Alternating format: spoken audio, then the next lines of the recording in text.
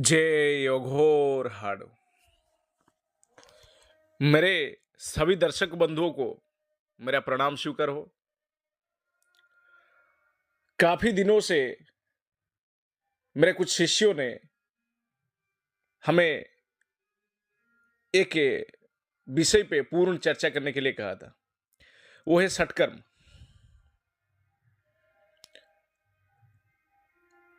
कई सारे लोगों की ये सवाल है, हमें पूछे भी है, मन में भी होगा, सटकर्म क्या चीज है, कैसे किया जाता है, किस तरीके से किया जाता है। और एक जो गगनदीप जी है वो हमें सीधा पूछ ले कि गुरुजी आप कैसे सटकर्म करते हैं। तो इसका जवाब मैं इस वीडियो में पूरा ही पूरा दूंगा, ताकि सभी साधक को मेरा जो मकसद है तंत्र की सच्चाई जानने के लिए, वो आज धीरे धीरे सफल हो रहा है। आप सबकी मदद जो हमारे चैनल की वीडियो को देखकर लाइक और शेयर सब्सक्राइब करके हमारी जो मदद कर रहे हैं, इस वजह से तंत्र की सच्चाई तक हमारे जो अभियान है, हम जा रहे हैं तंत्र की सच्चाई तक, वो धीरे धीरे सफल हो रहा है। चलिए,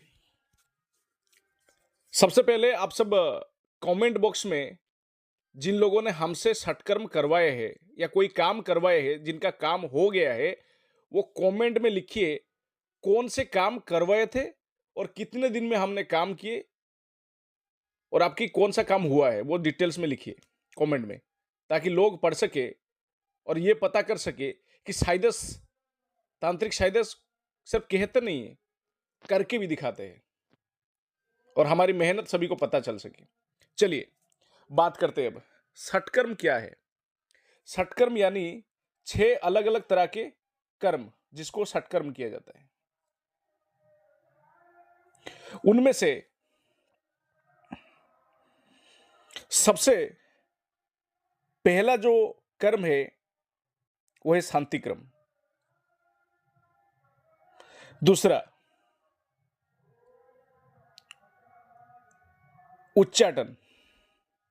तीसरा वशीकरण। चौथा स्तंभन। पांचवा विद्वेषण। छठा आखिर जो है मारण। शांति क्रम यानी किसी भी तरीके से लोगों की घर की परेशानी समस्या को दूर करना, या किसी भी तरीके से लोगों की आय मुसीबत को दूर करना, ये शांति क्रम के अंतर्गत आता है। घर की उन्नति के लिए यज्ञ हवन आदि भी शांति क्रम के अंतर्गत आता है। चलिए दूसरा क्रम, चलिए वशीकरण को ले लेते हैं। वशीकरण किसी को किसी भी तरीके से, चाहे वो मंत्र हो, शक्ति हो, या टोने टोटके उपाय, किसी भी तरीके से अपने को अपने अंतर्गत वशीभूत कर दिया जाए, यानी उसके दिमाग को पूर्ण तरीके से अपने बस में कर दिया जाए, उसको वशीकरण कहते हैं। आप जैसे कहोगे वो वैसे करेगा। आप कहोगे उठने के लिए, सामने वाला उठेगा। आप कहोगे बैठने के लिए, सामने वाला बैठेगा। स्तंभन। स्तंभन किसी की दिमाग को, मान लो आपको स्तंभन विद्या आता है, उस विद्या को करके किसी के दिमाग को घुमा देना, किसी के दिमाग को विचलित कर देना, किसी को पागल बना देना, किसी को भटका देना अपने मकसद से, किसी को अपने चलते हुए राह से भटका देना, इसको कहते हैं स्तंभन। एक तरह का रोकना कहते हैं। ठीक है। विद्वेषण, किसी आपकी दो दुश्मन है, उन दोनों के बीच में झगड़ा पैदा करना है, तो विद्वेषण का क्रिया इस्तेमाल करके उन दोनों के बीच में झगड़ा पैदा कर सकते हैं। किसी पति पत्नी के बीच में अगर विद्वेषण कर दिया जाए तो पति पत्नी के बीच में रोज झगड़ा लग जाएगा। दोनों जिगरी दोस्त के बीच में विद्वेषण प्रयोग कर दिया जाए तो दोनों के बीच में हमेशा झगड़ा शुरू हो जाएगा, चाहे वो कितने भी गहरी मित्रता क्यों ना हो। ठीक, विद्वेषण का काम यही है, फूट डालना, झगड़ा पैदा करना, कलह पैदा करना, लड़ाई करना, मारपीट करवा देना दोनों के बीच में। चलिए उच्चाटन, उच्चाटित करना किसी को, किसी भी जगह से, किसी भी स्थान से, किसी भी क्रिया से। कोई एक काम कर रहा है, अगर उसके ऊपर उच्चाटन क्रिया कर दिया जाए तो उस काम को छोड़ के चला जाएगा। किसी के घर पे उच्चाटन कर दिया जाए तो उस घर पे आने वाले कोई भी इंसान टिकेगा नहीं। मान लो मैं फलाना घर पे उच्चाटन की क्रिया कर देता हूं, तो उस घर पे कोई भी व्यक्ति रह रहा है तो वो छोड़ के चला जाएगा, या कोई व्यक्ति भविष्य में रहने के लिए आएगा तो वो छोड़ के चला जाएगा, ज्यादा दिन नहीं टिक पाएगा। ये क्रिया पुराने काल के राजा महाराजाओं अपने शत्रु के ऊपर किया करते थे। राज्य की सीमा लांघकर जो शासक युद्ध करने के लिए आता था, तांत्रिक ऐसा क्या करते थे कि जैसे ही राज्य की सीमा को लांघने शुरू करते, वैसे ही उनके दिमाग के ऊपर ये उच्चाटन की क्रिया प्रभाव डालता है, तो शत्रु उस राज्य को छोड़ के चला जाता है हमेशा हमेशा के लिए। आखिर में आता है मारण, किसी को जान से मार देना, चाहे वो किसी भी तरीके से हो। हाँ, हाथ से नहीं, तंत्र मंत्र शक्ति के जरिए से। चलिए, 6 कर्म क्या है और उनका नाम क्या है और उनका काम क्या है आपने तो जान लिए। अब 6 कर्म को कितने तरीके से किया जा सकता है, षटकर्म को कितने तरीके से किया जा सकता है? 5 तरीके से किया जा सकता है। ये किताब पढ़ने वाला व्यक्ति या कोई 2 अक्षर कहीं से रट के आके नहीं बता सकता है। ये एक सिद्ध पुरुष और जो मंजे हुए खिलाड़ी जो है तंत्र में, वही बता सकता है कैसे कैसे किया जा सकता है। मैं बताता हूं। मान लो आपने एक शक्ति को सिद्ध कर रखे, आप उसे बोलते हो कि फलाना व्यक्ति को जाके मार दे। मारण क्रिया तो षटकर्म के अंतर्गत आता है। तो शक्ति आपके लिए जो मारण क्रिया करता है, तो आप किस तरीके से करते हो वो षटकर्म को? शक्ति के जरिए से करते हो। ये एक पहला तरीका हो गया। कोई व्यक्ति किसी यंत्र को सिद्ध करके रखा है, मारण यंत्र को सिद्ध करके रखा है, उस मारण यंत्र को दुश्मन के घर में गाड़ देता है और दुश्मन की मौत हो जाता है, तो यंत्र की जरिए से वो षटकर्म किया। कोई व्यक्ति मारण मंत्र को सिद्ध कर रखा है, उस मारण मंत्र को पढ़कर अपने दुश्मन के ऊपर फूंक मार देता है, या दुश्मन जिस दिशा में रहता है उसके नाम पकड़कर मंत्र को पढ़कर उस दिशा में फूंक मार देता है। ठीक है, तो मारण मंत्र से उसने फलाना व्यक्ति का मारण क्रिया कर दिया। तो ये हो गया तीसरा तरीका। पहला शक्ति से, दूसरा यंत्र से, तीसरा मंत्र से। चौथा जो हो गया सबसे आसान तरीका, लेकिन ज्यादा समय लगता है और किसी को पता नहीं चलता है, ये है योग शक्ति से षटकर्म करना। अपने खुद की योग शक्ति से, ध्यान की ताकत से षटकर्म करना। सबसे तरीका आसान यही है, लेकिन सबसे ज्यादा समय लगता है। ये एक धैर्यवान पुरुष जो ध्यान त्राटक करने में माहिर है, ये वही व्यक्ति कर सकता है। इसका राज भी अगले वीडियो में बताऊंगा।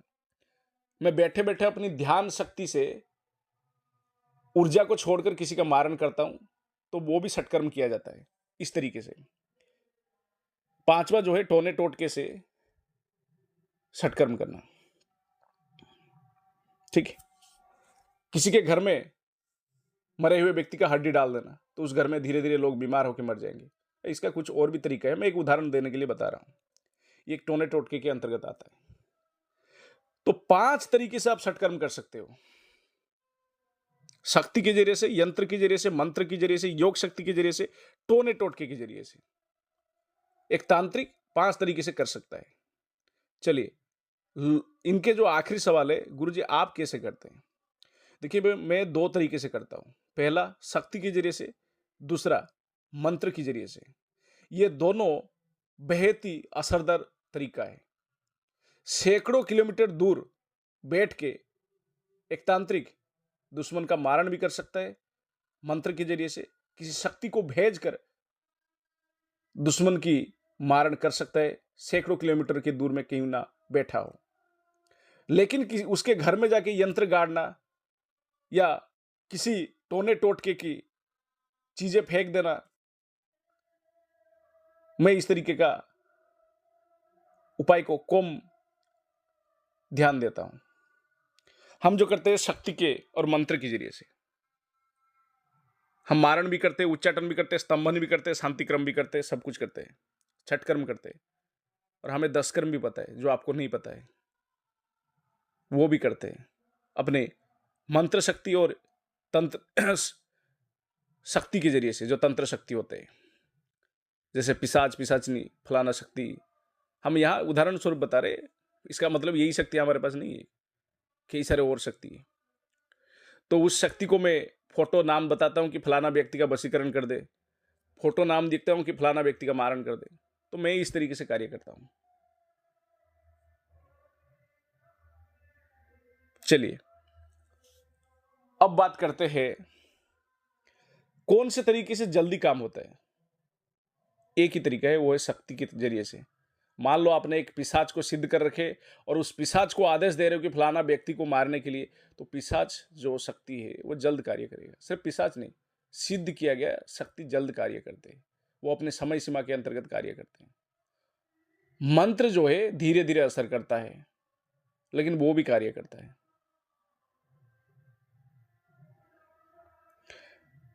षटकर्म मंत्र से जो लोग काम करते हैं, वो लोग क्या करते हैं, पहले शुभ मुहूर्त में षटकर्म की जो मंत्र है, चलो मारण मंत्र या वशीकरण मंत्र, जो भी मंत्र होगा, जिस भी षटकर्म की तरीके को सिद्ध करना चाहते हैं, उस मंत्र को पहले शुभ मुहूर्त में जितने भी जप संख्या होता है विधिवत रूप से, उस जप संख्या से जप करके उस मंत्र को पहले सिद्ध किया जाता है, उसके पश्चात उस मंत्र का इस्तेमाल किया जाता है।